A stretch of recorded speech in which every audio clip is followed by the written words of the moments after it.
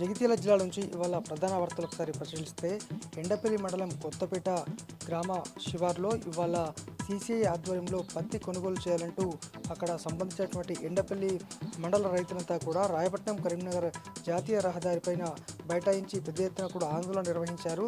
గత కొన్ని రోజులుగా కొనుగోలు చేస్తామని చెప్తున్నప్పటికీ సర్వర్ పనిచేయట్లేదంటూ కొనుగోలు చేయట్లేదు. ఈ క్రమంలో తమకు ఆర్థికంగా అలాగే ట్రాన్స్పోర్ట్ పరంగా నిల్వ ఉంచలేక పెద్ద ఎత్తున నష్టపోతున్నామని, తక్షణమే కొనుగోలు చేయని పక్షంలో జిల్లా వ్యాప్తంగా కూడా పెద్ద ఎత్తున తరలివచ్చి ముట్టడిస్తామని సందర్భంగా రైతులు తెలిపారు.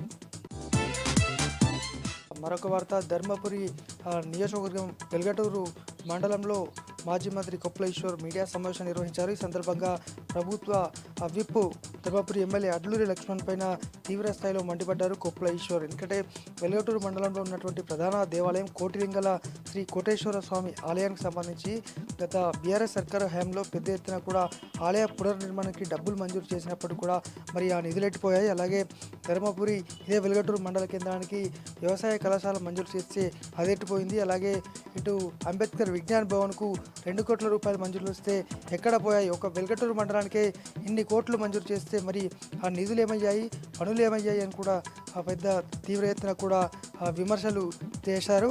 సమాధానం చెప్పాలని సందర్భంగా డిమాండ్ చేశారు.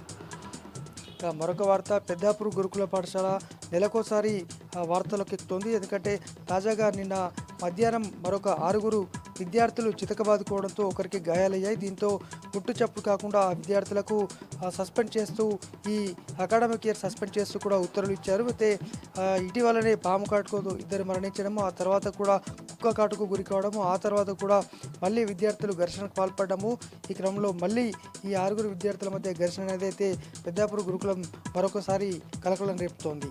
ఇవి జిల్లా వ్యాప్తంగా ఉన్నటువంటి వార్తలు.